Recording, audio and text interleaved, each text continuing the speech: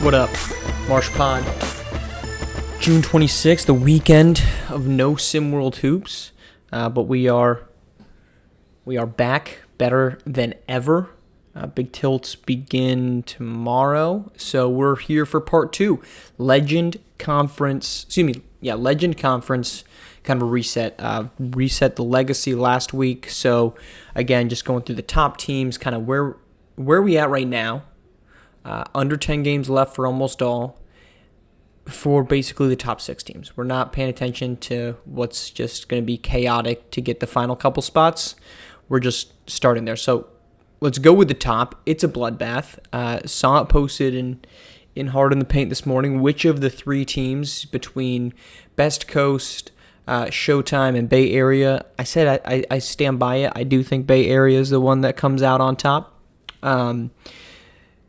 But Showtime has the head-to-head over both Bay Area and Best Coast, and then Bay Area has the head-to-head over Best Coast. So Best Coast third among the 3. What it reminds me of, I think it was these 3 teams, but it was a college football season like 2010,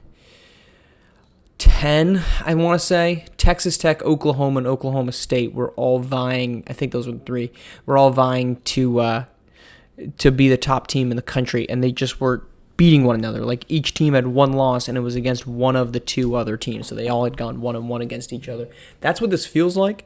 I think I've kind of expressed my concerns with Best Coast Ballers. I don't know that that's a team as currently constructed, reliant so heavily on DJ, on Lace Darius, that they can survive. But they got a stabilizing win. I think there's a pathway for them to still be the top seed, but I wouldn't at all be surprised if they get bounced in the first round by a team like, let's say, Yacht Club, who's, I think, 9 right now, because they don't have the other pieces of the puzzle. The same can kind of be said about Showtime. It's a really great basketball team. I think their supporting cast is a little bit better than that of Best Coast Ballers. Showtime has, I think we've talked about this before on other podcasts, but they've got a track record of beating really good basketball teams, but they also have a track record of just not doing it consistently against middle-of-the-road teams. You look at somebody like Southeast Select or someone like the Originators, where they show up every single day regardless of who they're playing. I don't know that we can 100% trust Showtime to show up every single day regardless of who they're playing. The good part is, let's say they finish with a 3 seed, they're going to get a top team. If they're 3 or 4, or if they fall to 5 or 6 in the first round, they're getting a great basketball team. So they're going to be playing in a big game. Those are the games that they've shown up for. So you don't really get concerned about them in the big games, but if they honestly get high to 1 or 2 and they play a team that's around 500 or maybe a game or 2 below, that's where honestly I get more concerned, because they don't have a track record of going as great against those teams. Bay Area, it's simple. They're extremely deep. They don't really have a stretch of their season where it's a head-scratcher like Lone Star, who we'll get to, just went through, like Run DMV did at the beginning of the season. They just kind of have been there. They've been dominant, but they don't have the superstar, right? Start of the season, talked about who could be the number 1 guy. I think this team is too good. They're too deep to have a guy that rises to the level because of the usage that's required for someone like Lace Darius, Bronny, DJ, or Trey Turner. They have the guys that are good enough to be that. I think Royce Anderson could do that. Caden Shipp could do that. Trey Hyman could do that. But the fact that they don't have one, or one of those guys hasn't emerged, I think is both a good and a bad thing.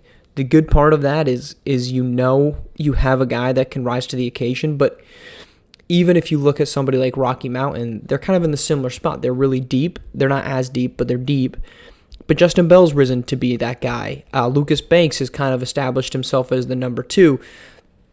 Now, I'm not sitting here saying I'm taking Justin Bell over, let's say, Royce Anderson, but is Royce Anderson the guy at the end of the game? Have they figured out who's going to be the closer for them? That's the concern. And that's a good concern, right? We're picking.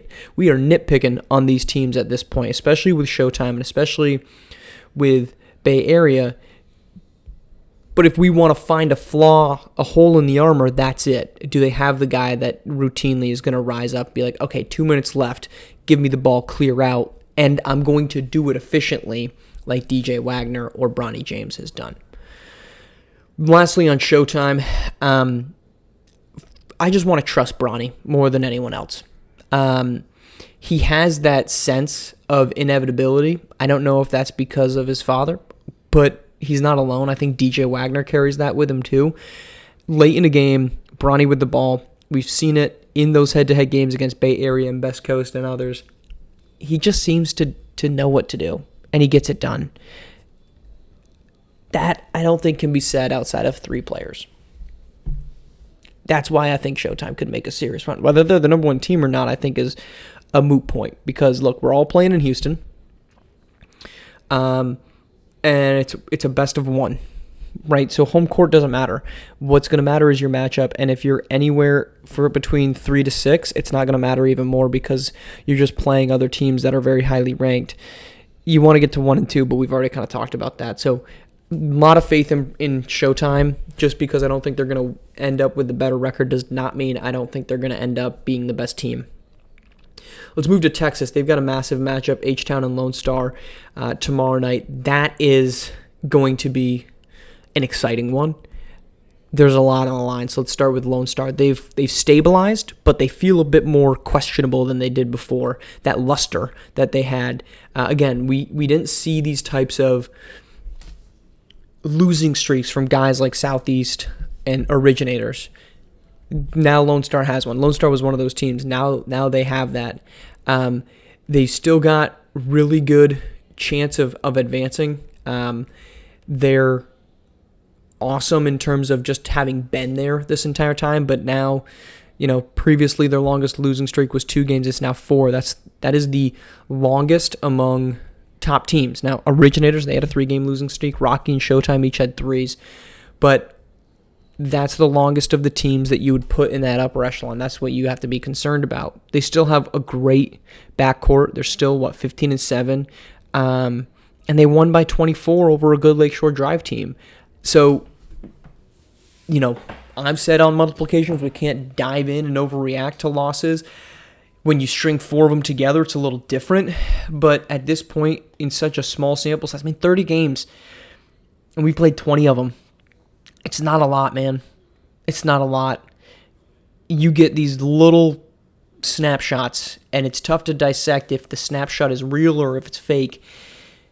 I think if we played this thing out over 60 games, we'd get a better idea of who Lone Star is. But right now, what we know they are is capable of reeling it off. Before that 4-game losing streak, they were 14-3.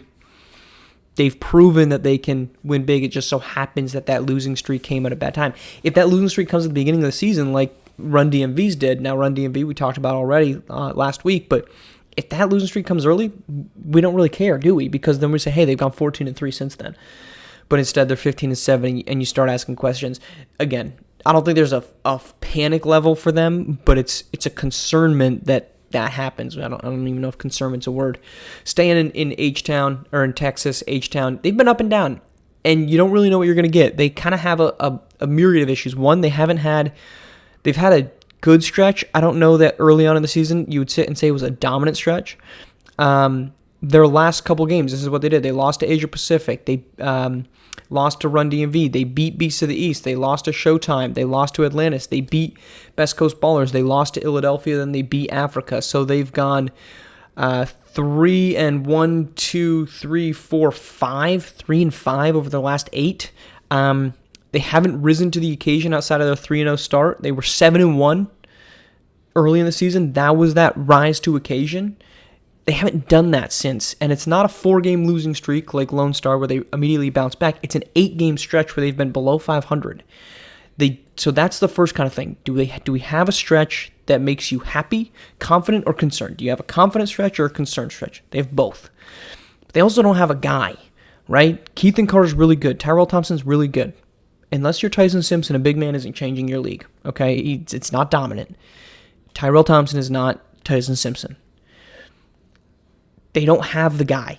So they could string off a win. They could win 2. there's, spoiler alert, during the race to 1, there is going to be an upset of a top team that we all say, well, it looks like we were all wrong. And I'm going to counterpoint you right now. We weren't wrong. It's that this is a 1-game sample size. There's nothing wrong with that. It's just that doesn't mean when somebody will inevitably be upset in the first round or the second round, does not mean that anyone saying they were the best team was wrong. It just means that in a 1-game best of 1, they didn't win the first. If it was a best of 3, a best of 5, best of 7, I'd feel pretty confident that the better teams are going to advance, much like they do normally. That's why the Miami Heat run last season was shocking, because that doesn't happen. So, tangent, H-Town might get a couple wins. Anyone that thinks they've been doubted on, they're going to get a couple wins. They're going to come out. They're going to say, people doubted us. We doubted you because you weren't good, but you won a single game. That doesn't change the world. Congratulations. You won a game. Keep winning. If you can win 4 in a row, I think, then you're the champion. Do it. Nobody said Africa was the best team last year. Look at them now, but they still managed to be technically the champions. Not technically, they were the champions. But again, back to H-Town and Lone Star, they're both kind of that, you feel uneasy about them right now. Well, June 27th, we get a dandy. We got the first, rivalries are starting to take place. I think that's a great part about this part of the season. Some rivalries are building up, right? Showtime, Bay Area, that's a built-in rivalry. Beasts of the East, Gotham 5 had a great game last Thursday in New York City. Chance for the first place in the division at stake.